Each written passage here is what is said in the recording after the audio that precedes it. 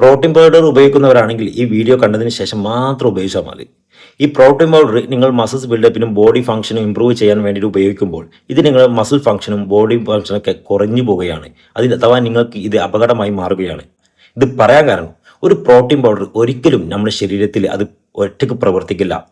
അപ്പം എല്ലാവരും പറയില്ല ഭക്ഷണം കഴിക്കാൻ സമയമില്ല, അല്ലെങ്കിൽ ഭക്ഷണം പ്രോപ്പറായി എത്താത്തത് കൊണ്ടാണ് പ്രോട്ടീൻ പൗഡർ കഴിക്കുന്നത് എന്ന്. ഈ പ്രോട്ടീൻ പൗഡർ ഒരിക്കലും മനുഷ്യന് ഒറ്റയ്ക്ക് യൂസ് ചെയ്യാൻ പറ്റാത്തത് കൊണ്ട് തന്നെ നമ്മൾ മുമ്പ് ഭക്ഷണം കഴിച്ച സമയത്ത്, നമ്മൾ പ്രോട്ടീൻ പൗഡർ കഴിക്കുമ്പോൾ നമ്മൾ മുമ്പ് ഭക്ഷണം കഴിച്ച സമയത്ത് നമ്മൾ ബോഡി സ്റ്റോറേജ് ചെയ്ത് വെച്ച കുറേ വൈറ്റമിൻ മിനറൽസ് ഉണ്ട്. അഥവാ ഒരു വ്യക്തിക്ക് വെള്ളം കുടിച്ചിട്ട് മാത്രം 1 മാസം 2 മാസം ജീവിക്കാൻ പറ്റും. ഇതിന് കാരണം നമ്മുടെ ബോഡിയിൽ മുമ്പ് കഴിച്ച ഭക്ഷണത്തിലുള്ള വൈറ്റമിൻ മിനറൽസും പ്രോട്ടീനും കാര്യങ്ങളൊക്കെ നമ്മൾ ബോഡി സ്റ്റോറേജ് ചെയ്ത് വെച്ചിട്ടുണ്ടാവും. അപ്പം അത് എടുത്ത് ഉപയോഗിക്കുകയാണ് നമ്മൾ ബോഡി ചെയ്യുന്നത്. അതുകൊണ്ടാണ് വെള്ളം കുടിച്ചിട്ട് മാത്രം നമുക്ക് 1 മാസം 2 മാസം ജീവിക്കാൻ പറ്റുന്നത്. എന്ന് പറഞ്ഞ പോലെ നിങ്ങൾ പ്രോട്ടീൻ പൗഡർ കഴിക്കുമ്പോൾ ഇതിലെ അമിനോ ആസിഡുകൾ ഇത് പ്രോട്ടീൻ ആക്കാൻ വേണ്ടിയിട്ട് നമ്മൾ ബോഡിയിൽ സ്റ്റോറേജ് ചെയ്ത് വെച്ച വൈറ്റമിൻ മിനറൽസ് യൂസ് ചെയ്ത് തുടങ്ങും. അഥവാ ഭക്ഷണം കഴിക്കാതെ പ്രോട്ടീൻ പൗഡർ മാത്രം കഴിക്കുമ്പോൾ അപ്പോൾ നമ്മളെ ബോഡിയിൽ വൈറ്റമിൻ മിനറൽസ് ഡെഫിഷ്യൻസി പതിയെ പതിയെ കാണിക്കാൻ തുടങ്ങും. എന്നാൽ ഭക്ഷണം കഴിക്കുന്ന ഒരു വ്യക്തി പ്രോട്ടീൻ പൗഡർ കഴിക്കുകയാണെങ്കിൽ പിന്നെയും അത് ബാലൻസ് ചെയ്യാം.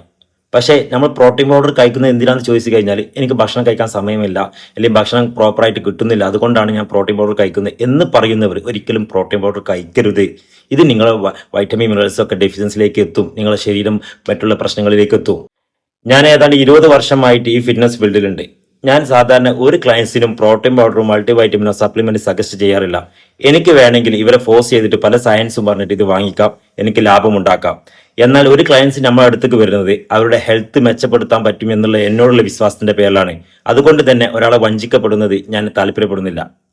എന്നാൽ നിങ്ങൾ മനസ്സിലാക്കേണ്ട കാര്യം, നിങ്ങൾക്ക് സപ്ലിമെന്റ് തരുന്ന പകുതിയിലേറെ ആളുകൾക്കും ഇതിന്റെ ഫംഗ്ഷൻ എന്താണ്, ബോഡിയിൽ എന്താണ് നടക്കുന്നത്, ഇതിലെന്താണ് ചേർത്തത് എന്നറിയില്ല. അതുകൊണ്ട് തന്നെ നിങ്ങൾ ഇത് അവരുടെ പണത്തിന്റെ ലാഭത്തിന് വേണ്ടിയിട്ടും അതുപോലെ തന്നെ അവരുടെ മാർക്കറ്റിംഗിന്റെ തന്ത്രം മാത്രമാണ് നിങ്ങളിലേക്ക് ഇത് ഫോഴ്സ് ചെയ്യുന്നത്.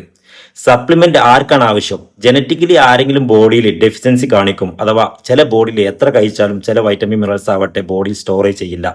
ഇങ്ങനത്തെ ആളുകൾക്കാണ് നമ്മൾ സപ്ലിമെന്റ് ആവശ്യമുള്ളത്. ഇനി ഞാൻ പറഞ്ഞത് ശരിയല്ല, ഞാൻ പറഞ്ഞത് തെറ്റാണ്, സയൻസ് ഇങ്ങനെയല്ല എന്ന് പറയുന്നവരാണെങ്കിൽ ഞാൻ ഓപ്പൺ ഡിബേറ്റിനും അതുപോലെ തന്നെ നിങ്ങൾ എന്താണ് പറയുന്നത് അതിന്റെ സയൻസ് പ്രൂഫ് ചെയ്ത് കാണിക്കാനും ഞാൻ റെഡിയാണ്.